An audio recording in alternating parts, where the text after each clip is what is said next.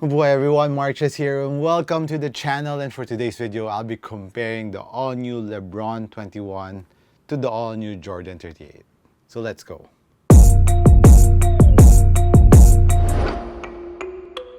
So guys, comparing these two signature sneaker, it's the really top of the line signature sneaker for both brands. This is from Nike, of course, the LeBron 21 and Jordan 38 for the Jordan brand.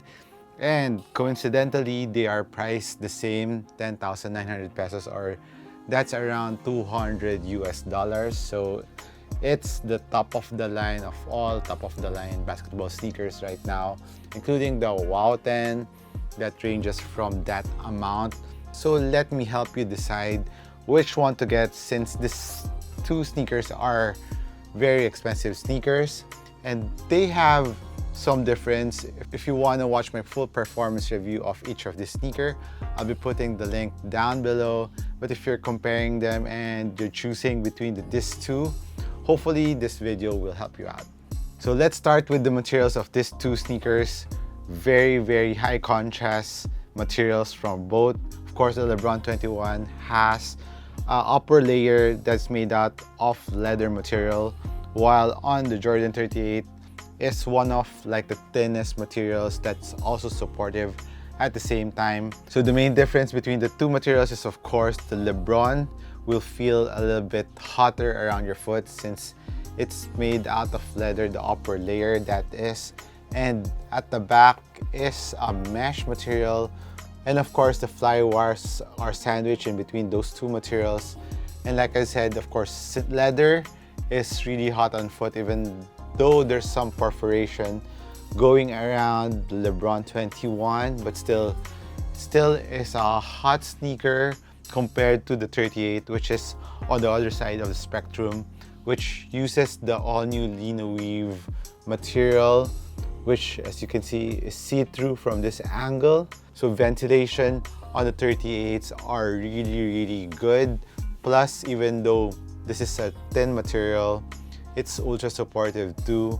And of course, for the lockdown, I would say the LeBron 21 has a better lockdown and lateral support to it, since leather is unmatched. So lateral support on a leather material will surely be better compared to other materials.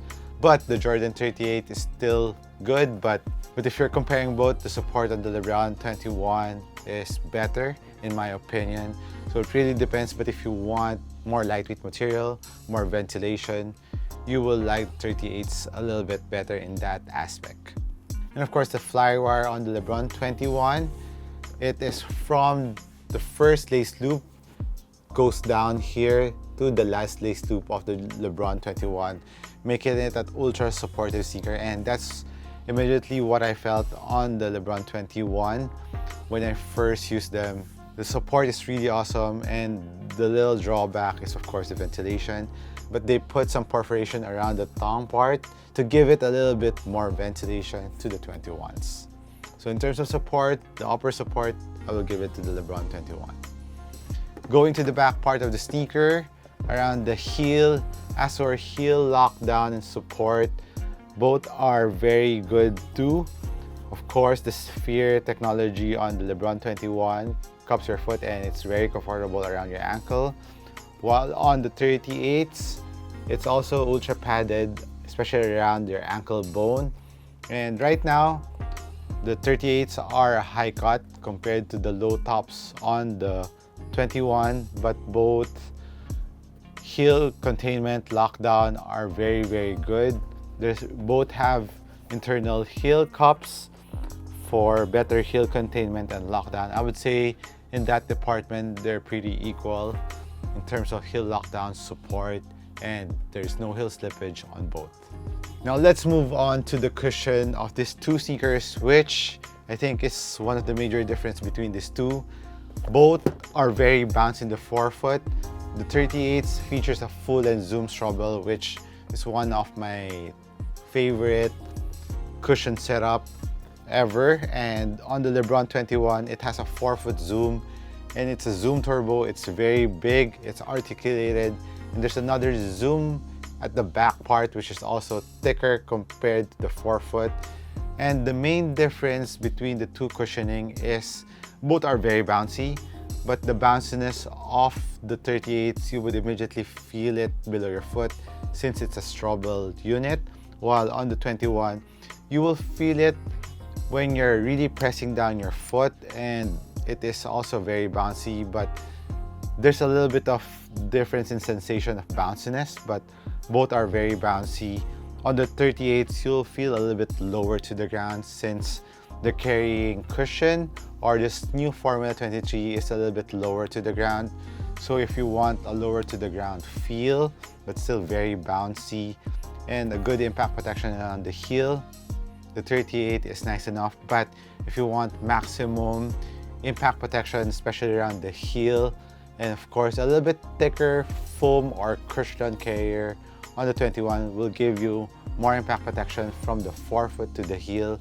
So mainly the major difference in cushion is the impact protection. If you want more impact protection, if you're a bigger player, you want, or you have injury around your knee, you want it to be a knee-friendly sneaker, the LeBron 21 will have a bit more impact protection compared to the 38s. But if you want more responsiveness, even though the 21s are responsive, the 38s is a little bit more responsive in that category. And this, I think, is one aspect that the 38 won me over the LeBron 21 is the heel-to-toe transition because of this plate that I think it's called spring plate, I forgot, or the jump plate that they put here on the Jordan 38, which is similar to what they put in the Lucas. But this one, instead of just one side like in the Lucas, this has two sides of TPU or plastic piece that crosses down to the bottom, and what it does is when you're running up and down the floor, it gives you a better spring back feeling. So it gives you a propelling feeling on the 38 compared to the LeBron 21, which is good too. It has a plastic TPU plate around the midfoot, and heel-to-toe transition is good too on the 21, but this plate on the 38 really makes this a suitable basketball sneaker, especially for players who likes to run up and down the floor a lot.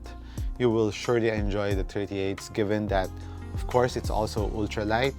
And I think the 38s are really made for players who really likes to run up and down the floor a lot. You will surely save a lot of energy on the 38s compared to the 21s. But what the 21 will offer you more on the 38s is the stability factor, especially around the base. If you put them side to side, you can see the base of the 21s to be a bit wider, the forefoot, and even on the heel, thus making it a more stable base, thus making it a more stable shoe because of its wider base. So if you're looking more for stability and a quicker balance to your shot, and if your balance is not that good and you want a shoe that will assist in your balance, you will like the 21s more. But if you're more of a runner and your balance is already good enough, the 38s will surely complement your running game. Now, as for the traction of both sneakers, the 38 features this spiral herringbone pattern that's ultra cool in terms of design. I like the design, while the LeBron has some pseudo map compared to the 20s with the 21. The 21 doesn't have that map of Akron compared to the 20s, but it's very similar. And both threads are equally deep, or rather the LeBron is a little bit deeper. The LeBron's traction pattern is a little bit deeper compared to the 38s, but the 38 is still deep. But what's nice about the LeBron's traction is on the medial curve, still has that traction. And that's one thing that was raised by my friend because he's a very shifty player, and when he was playing with the 38s, when he tried to use his forefoot to slide, and this plastic piece or the stability plate on the 38 hit the floor and he slipped going there. So that's one thing that I wish that the 38 did, was protected this part, since you're using it for crossovers and shifting a lot, especially for shiftier players. Wish that they kind of pull up the traction a bit more here on this medial part of the sneaker. So that's one thing to take notice. Both have very nice lateral outrigger for stability, but like I said, stability wise, the LeBron 21's wider, so in terms of balancing, it will be a little bit better compared to the 38s. As for the grippiness of the traction of these two, I would give it to the LeBron 21 because it's a little bit grippier compared to the 38s. While the 38s still good, but the rubber compound on the 21s feels a little bit more tacky, so it grips a little bit tighter on the floor compared to the 38s. So as for sizing of both sneakers, I would say go true to size on both. But if you're a wide footer, I think you would like the LeBrons a little bit more because it's wider on the forefoot compared to the 38s. The 38s, for the longest time, I think the Jordan signature line for quite some time, it has this kind of shape which is kind of longer, so it's not wide footer friendly. So I would say for wide footers, go with the LeBrons, but go half a size up. Also, if you're a wide footer, if you like the 38s, go half a size up too. So let me know, guys, which sneaker you would choose, the LeBron 21 or the Jordan 38s. Let me know why in the comments down below. This has been MARKCHES once again. Hope I help you guys out in choosing between these two. Let me know your pick. So I'll catch you in the next one. Cheers.